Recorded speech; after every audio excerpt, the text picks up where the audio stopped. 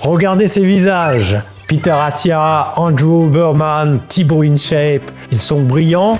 Leurs conseils cumulent des centaines de millions de vues. Mais il y a un problème, un angle mort massif. Si vous avez plus de 50 ans et que vous suivez leur protocole à la lettre, vous êtes probablement en train de saboter votre propre biologie. Visez le VO2 max absolu avec des intervalles brutaux, plongez dans des bains glacés après l'effort, ingérez 120 grammes de sucre par heure sur votre vélo. Ces stratégies sont parfaites pour une Formule 1 de 20 ans, mais appliquer la physiologie d'un athlète de 20 ans sur un moteur de 55 ans, ce n'est pas de l'optimisation, c'est la destruction métabolique. En vieillissant, votre corps ne devient pas moins fort, il devient différent. Vos fascias, vos mitochondries et votre système électrique cardiaque ne répondent plus aux mêmes lois. Et après 25 ans d'observation ici au Japon, le pays de la longévité extrême, j'ai décidé aujourd'hui de briser le silence. Nous allons passer au scanner, les 5 plus grands dômes de la santé et du sport. Je vais vous prouver, études cliniques à l'appui, pourquoi ce qui fait gagner un professionnel aujourd'hui est exactement ce qui vous fera vieillir plus vite demain. Préparez-vous, nous allons désinstaller votre ancien logiciel et mettre à jour votre machine. Bienvenue sur Japandi Plus.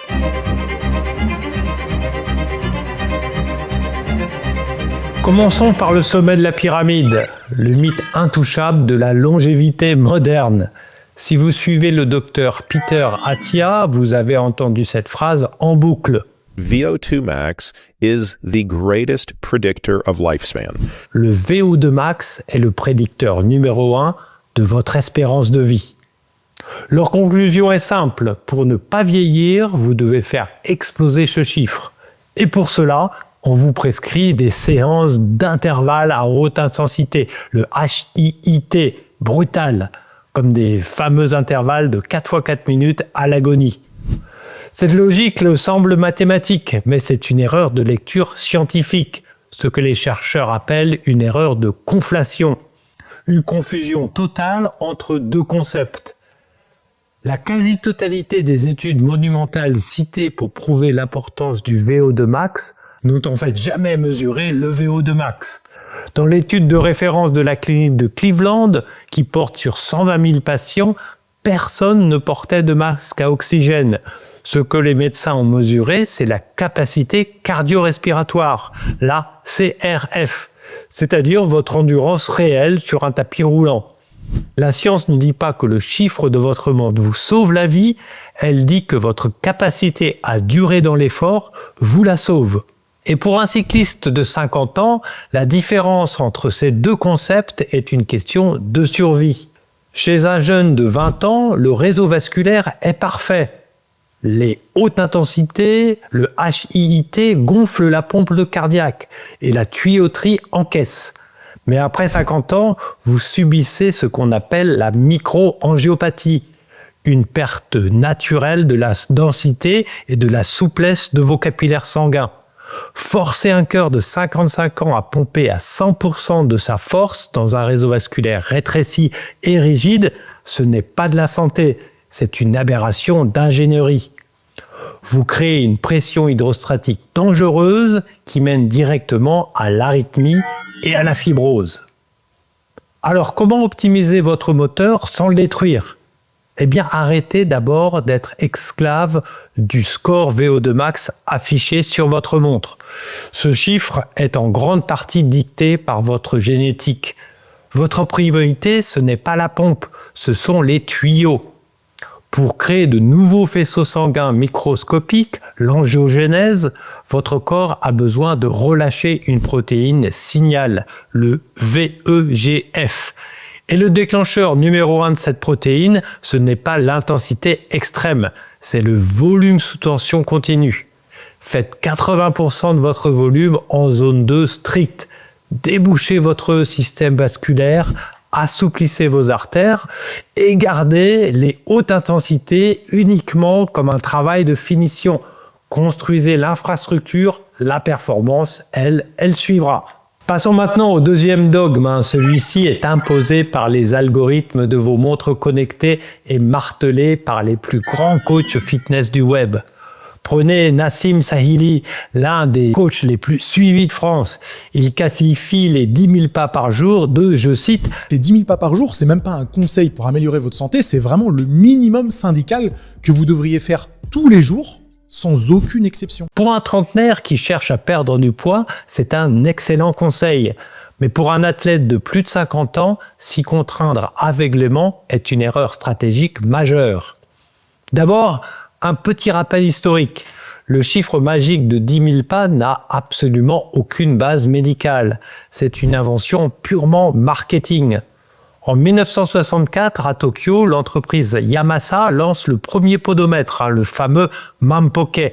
Ils ont choisi 10 000 simplement parce que c'est un chiffre rond et percutant pour une campagne publicitaire en marge des Jeux Olympiques. Un slogan commercial est devenu un dogme mondial. La science moderne a d'ailleurs montré que les bénéfices sur la mortalité plafonnent bien avant, autour de 7 000 à 8 000 pas. Mais biologiquement, le vrai problème est ailleurs. Marcher sur du plat est une activité à très faible tension mécanique. Cela ne recrute que vos fibres musculaires à contraction lente, les fibres de type 1. Or, le vieillissement et la sarcopénie détruisent en priorité vos fibres rapides, les fibres de type 2. Ce sont elles qui vous donnent de la puissance sur le vélo et qui assurent votre équilibre. Ces fibres ne se réveillent que face à une résistance lourde. Et c'est le même problème pour votre squelette. C'est ce qu'on appelle la loi de Wolff en biomécanique. Un os ne se renforce que s'il subit une contrainte. La marche classique ne crée pas de pression axiale suffisante pour stimuler vos ostéoblastes et contrer l'ostéopénie. Faire 10 000 pas par jour à 55 ans, c'est comme faire tourner un moteur au ralenti. Ça l'empêche de rouiller, mais ça ne renforce absolument pas sa structure. Le protocole que je recommande, c'est d'échanger le volume aveugle contre la tension mécanique.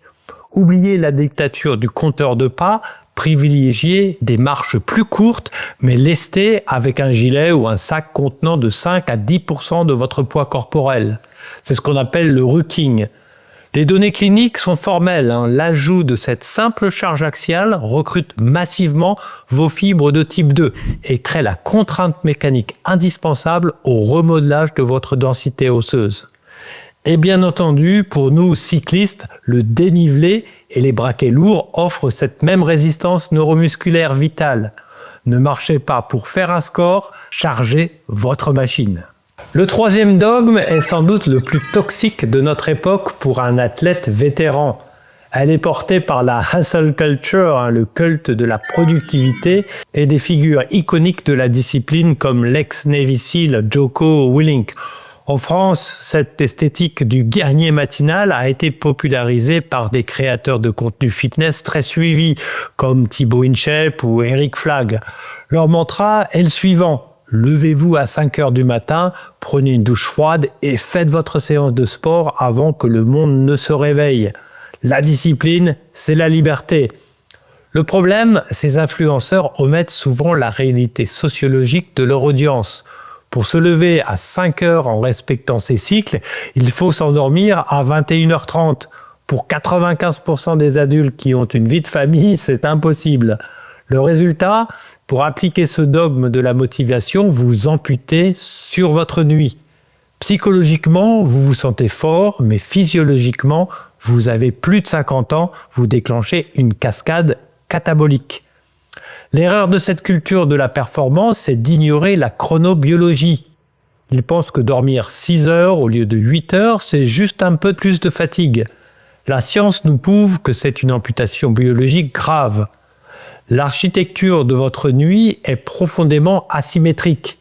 Le dernier tiers de votre nuit, souvent entre 4 et 7 heures du matin, est la phase la plus dense en sommeil paradoxal. C'est à ce moment précis que votre système lymphatique tourne à plein régime. Ce réseau vasculaire spécifique au cerveau se dilate pendant le sommeil pour laver littéralement votre tissu neuronal des neurotoxines accumulées, notamment les plaques bêta-amyloïdes, directement liées au déclin cognitif. Couper votre sommeil à 5 heures du matin par un réveil brutal, c'est arrêter la machine à laver en plein cycle d'essorage. Les déchets métaboliques stagnent dans votre cerveau, mais le sabotage ne s'arrête pas là. Pour vous endormir, votre cerveau accumule une molécule appelée adénosine, qui crée la pression du sommeil. Seul un cycle complet permet de la purger. Un réveil tronqué laisse un résidu d'adénosine qui va brider votre système nerveux central pendant toute votre sortie vélo. Et surtout, votre production naturelle de testostérone, déjà fragile après 50 ans, atteint son pic de libération précisément pendant ces dernières heures de sommeil matinal. En vous arrachant du lit à l'aube pour choquer votre corps, vous supprimez ce pic de testostérone naturel et vous le remplacez par une sécrétion massive de cortisol, l'hormone du stress. Vous croyez forger votre mental, mais biologiquement, vous activez la voie de dégradation de vos protéines musculaires. À 25 ans, vos réserves d'hormones encaissent cette maltraitance. À 55 ans, elles s'effondrent. Le protocole que je recommande est strict. La clairance métabolique nocturne est non négociable. Elle primera toujours sur une séance d'entraînement matinale. Ne programmez jamais un réveil pour aller faire de l'intensité si cela vous fait passer sous la barre vitale des 7 ou 8 heures de sommeil complet. S'entraîner épuisé, ce n'est pas une preuve de courage, c'est une incapacité à prioriser votre physiologie. Protégez votre cycle circadien, votre moteur vous remerciera sur les pédales. Passons au 4e audit. C'est un véritable champ de bataille. D'un côté, le monde du fitness, de l'autre, la médecine de plateau télé. Et au milieu, vous qui ne savez pas quoi mettre dans votre assiette. Les influenceurs fitness français nous martèlent une règle d'or. Manger 2 grammes de protéines par kilo, répartis en 5 ou 6 petits repas de 20 grammes tout au long de la journée pour nourrir le muscle en continu. De l'autre côté, la médecine grand public vous alerte. C'est inutile. La norme de 0,8 grammes par kilo suffit largement. Au-delà, vous allez détruire vos reins. Alors, qui a raison ? Si vous avez plus de 50 ans, la réponse de la physiologie cellulaire est brutale. Ils ont tous les deux tort. Commençons par l'erreur médicale. Recommander 0,8 g de protéines par kilo à un athlète de 55 ans, c'est vous condamner à la sarcopénie, la fonte irréversible de vos muscles. En vieillissant, vos fibres musculaires développent une résistance anabolique. Elles deviennent sourdes aux nutriments. La science clinique prouve qu'un homme de 50 ans a besoin de plus de protéines qu'un jeune de 20 ans pour déclencher la moindre réparation musculaire. Et le mythe de la fatigue des reins, il a été balayé par la littérature scientifique. Sauf pathologie préexistante, ingérer jusqu'à 2,2 g de protéines par kilo n'endommage absolument pas des reins sains. Mais les influenceurs fitness ont tort aussi. Appliquer leur méthode des 6 petits repas de 20 grammes est un coup d'épée dans l'eau. Pourquoi ? Parce qu'une protéine n'est pas un bloc magique. C'est une chaîne composée d'acides aminés. Et parmi ces acides aminés, il y a un détonateur absolu, la leucine. La leucine est un acide aminé essentiel caché à l'intérieur de la matrice des protéines que vous mangez. C'est elle, et elle seule, qui agit comme la clé de contact de votre croissance musculaire en activant la fameuse voie de signalisation mTOR.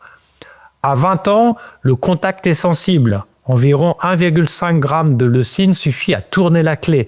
Mais à 55 ans, à cause de la résistance anabolique, la serrure est rouillée. Pour forcer la porte de vos muscles, il vous faut un pic sanguin massif d'au moins 3 g de leucine d'un seul coup. Si vous saupoudrez vos protéines en petites portions toute la journée, le niveau de leucine ne monte jamais assez haut. Votre corps oxydera ces protéines pour en faire de l'énergie de base, mais il ne construira aucune fibre musculaire. Voici le protocole que je propose, le protein pulsing. Cessez de grignoter, vous avez besoin d'une dose globale élevée, entre 1,6 et 2 g par kilo. Mais vous devez la pulser. Concentrez vos apports sur 3 repas massifs et choisissez des protéines à haute biodisponibilité, comme les œufs, la viande ou la whey, car elles contiennent naturellement 8 à 10% de leucine. Pour obtenir vos 3 grammes de leucine, vous devez donc ingérer 35 à 40 grammes de protéines réelles en une seule assiette. C'est le seul moyen mathématique et biologique de saturer votre sang, de vaincre votre résistance anabolique et de sauver le moteur qui vous fait avancer. Ne mangez pas comme un bodybuilder de 20 ans, mangez comme un stratège. Dernier audit, une névrose moderne incarnée par la phobie du pic de sucre. Le dogme est séduisant, lissez votre courbe, évitez les pics de glucose à tout prix, car chaque pic crée de l'inflammation et vous fait stocker du gras. Pour une personne sédentaire, c'est un conseil de santé publique vital. Mais pour vous, athlète de plus de 50 ans, cette obsession de la ligne plate est devenue une orthorexie métabolique. En biologie, le contexte est roi. Un pic de sucre n'est pas bon ou mauvais dans l'absolu. Tout dépend de l'état de votre moteur au moment où il survient.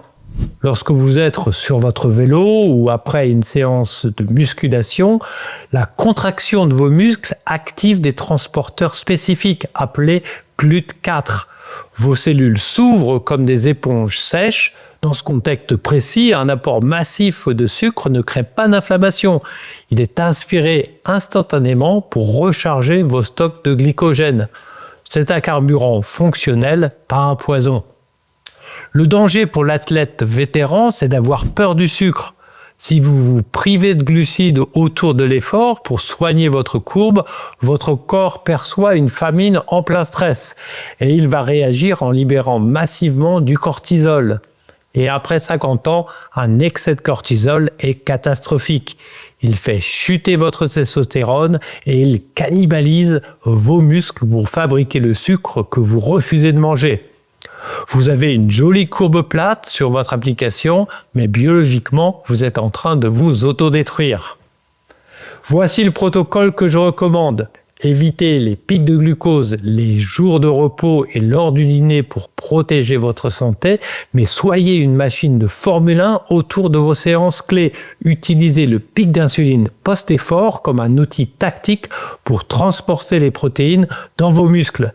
Séparez la nutrition de la sédentarité de la nutrition de la performance. Nous avons bousculé aujourd'hui beaucoup de certitudes. Mais attention, ne vous méprenez pas sur mon message. Les experts que nous avons cités sont des références brillantes. Leurs conseils ne sont pas mauvais, ils sont souvent excellents pour la cible qu'ils visent majoritairement, une population jeune ou sédentaire. Le bug ne vient pas du conseil, il vient du copier-coller. Vivre 25 ans au Japon m'a enseigné une philosophie cruciale, l'art de l'adaptation. Ici, un maître artisan n'utilise pas le même outil pour sculpter un bois jeune et souple que pour travailler un bois ancien et précieux. Votre corps de 50 ans est ce bois précieux. Il est plus dense, plus complexe et il ne tolère plus de l'approximation. Ce qui est un stimulant pour un jeune de 20 ans devient un stress destructeur pour vous. Mon but avec Japan D+, ce n'est pas de penser à votre place, c'est d'aiguiser votre esprit critique. Je veux vous donner les clés physiologiques pour que vous sachiez faire le tri. Alors, est-ce que cet exercice d'audit scientifique vous a été utile ?